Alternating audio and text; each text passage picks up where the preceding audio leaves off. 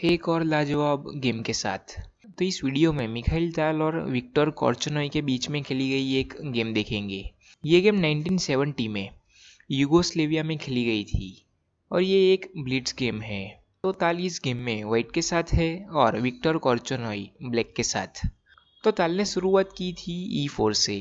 E6 French defence, D4 D5 French defence normal variation, knight to D2 C5, knight to F3 और इस pawn पर support बनाया। A6 और bishop को B5 पर आने से प्रिवेंट किया। E takes D5, E takes D5, bishop to E2 C4 और बिशप के डायगोनल को कट किया। तो बिशप यहाँ पर D3 पर अभी नहीं आ पाएगा और ताल ने कैसल किया। बिशप टू D6, रुक टू E1 और अभी ताल इस बिशप से इस पॉन को लेकर डिस्कवर चेक दे सकते हैं। लेकिन पहले ही विक्टर कोर्चनॉय ने नाइट टू E7 करके इस थ्रेट को भी प्रिवेंट कर दिया। तो अभी ये बिशप यहाँ पर ही रहेगा। तो ताल ने कंटिन्यू किया B3 करके और इस पॉन पर थोड़ा प्रेशर बनाया। तो कोर्चनॉय ने B5 करके पॉन पर सपोर्ट बनाया। कोर्चनॉय भी बहुत माहिर खिलाड़ी है, आप कम मत समझिए। तो मैंने बहुत बार देखा है कि कमेंट में लोग ऐसा लिखते हैं कि ताल का ओपोनेंट वीक है, लेकिन ये ओपोनेंट वीक नहीं है। और साथ में बिशप के लिए जगह बनाई B7 पर। तो ताल ने A4 करके कंटिन्यू किया और अभी इस पॉन को ले सकते हैं ताल, और ब्लैक इस पॉन को नहीं ले पाएगा क्योंकि रुक जा सकता है। लेकिन कोर्चनॉय ने पहले C3 करके नाइट पर प्रेशर बनाया। नाइट टू F1, B4 और ये थ्रेट को भी प्रिवेंट कर दिया कोर्चनॉय ने। तो गेम थोड़ी लंबी चलेगी। नाइट टू E5 और कोर्चनॉय ने आखिर में कैसल किया। तो एकदम संभल कर खेल रहे हैं Victor Korchnoi. Bishop to F4, F6, knight to D3 और बिशप एक्सचेंज की ऑफर है। तो कोर्चनॉय ने एक्सेप्ट किया बिशप को। क्वीन टू D6 और नाइट पर प्रेशर है। तो यहाँ पर वीडियो पॉज करके सोचिए कि ताल ने क्या मूव किया होगा। तो ताल ने बिशप टू F3 करके कंटिन्यू किया और अपने नाइट को पहले नहीं बचाया, क्योंकि कोर्चनॉय अगर इस नाइट को लेने जाते हैं तो आप देख सकते हैं कि बिशप मूव होने के बाद रुक की फाइल ओपन हो चुकी है और क्वीन मूव होने के बाद नाइट पर कोई सपोर्ट नहीं रहता। तो ताल भी इस नाइट को ले सकते हैं और रुक सीधा 7th रैंक पर आ जाएगा। तो कोर्चनॉय समझ गए थे, तो कोर्चनॉय ने इस नाइट को नहीं लिया। तो कोर्चनॉय ने कंटिन्यू किया नाइट B2 C6 से और अपने पीसों को डेवलप करना जारी रखा। नाइट टू E3 और नाइट मूव होने के बाद अभी इस नाइट पर कोई सपोर्ट नहीं रहा। तो कोर्चनॉय ने इस नाइट को एक्सेप्ट किया। तो ताल ने ये नाइट क्यों दिया वो देखते हैं। तो ताल ऐसे ही नहीं देते, ताल ने कुछ तो सोचा होगा। आप भी सोच सकते हैं कि ताल ने क्या सोचा होगा इस नाइट को देने के बदले में।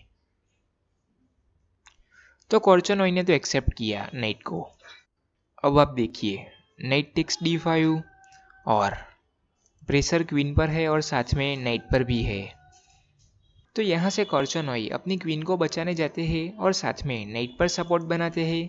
तो भी यहाँ से नाइट टेक्स नाइट चेक और प्रेशर इस नाइट पर भी है और रुक से सपोर्ट है नाइट पर, लेकिन ये नाइट पिन है बिशप की वजह से।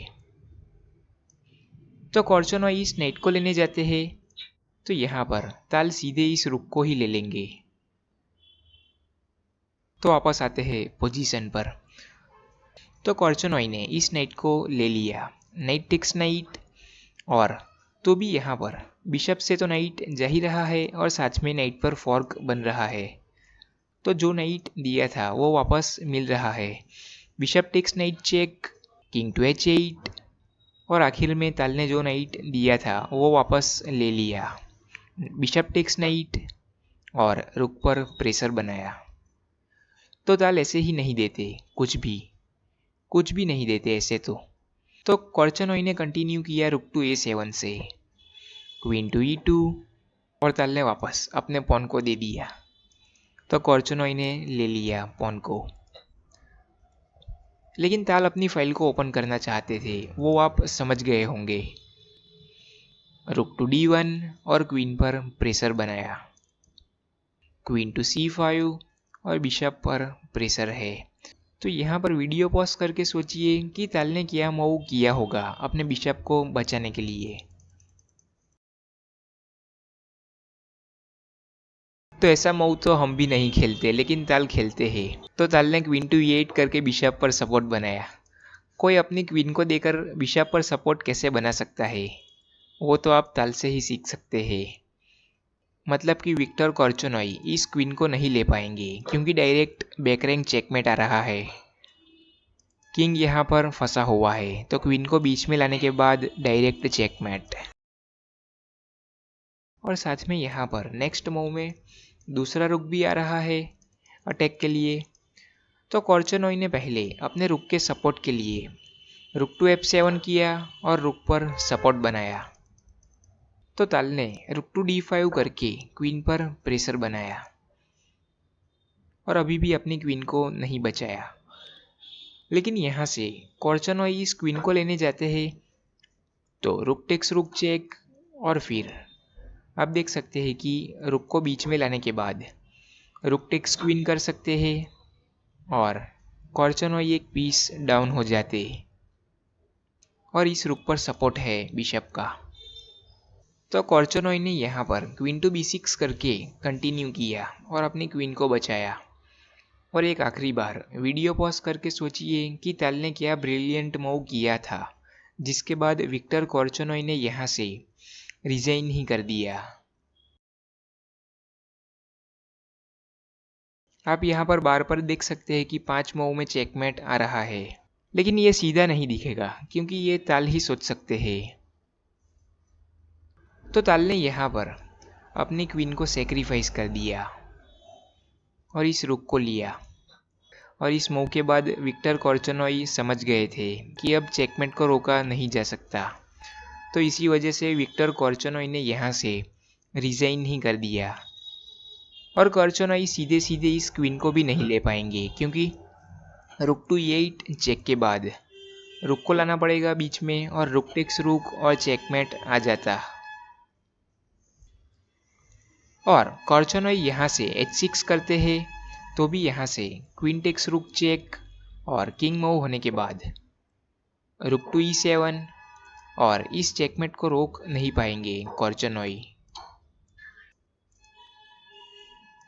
और कोर्चनोई अपने रुक को लाते हैं G8 पर और सब कुछ सेफ कर लेते हैं, तो भी यहाँ से बचा नहीं जा सकता। रुक टू E8 आ रहा है और आप देख ही सकते हैं डायरेक्ट चेकमेट की थ्रेट है।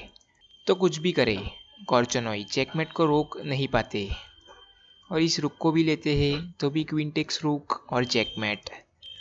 तो पता ही नहीं चला, गेम एकदम इक्वल चल रही थी और ताल ने कब अपनी क्वीन को सेक्रीफाइस कर दिया और ऐसी जगह पर रखा कि जहां से क्वीन को लेना भी नामुमकिन हो गया था यहाँ पर। लेकिन आखिर में ताल ने इस रुक को लिया और इस मूव के बाद विक्टर कोर्चनोई ने यहाँ से रिजाइन ही कर दिया। और ऐसी ही गेम्स देखते रहने के लिए चैनल पर बने रहिए। और बहुत सारे लोगों का सब्सक्राइब करना बाकी है, तो सब्सक्राइब करना बाकी हो तो सब्सक्राइब कर दीजिए। और आज के लिए बस इतना ही।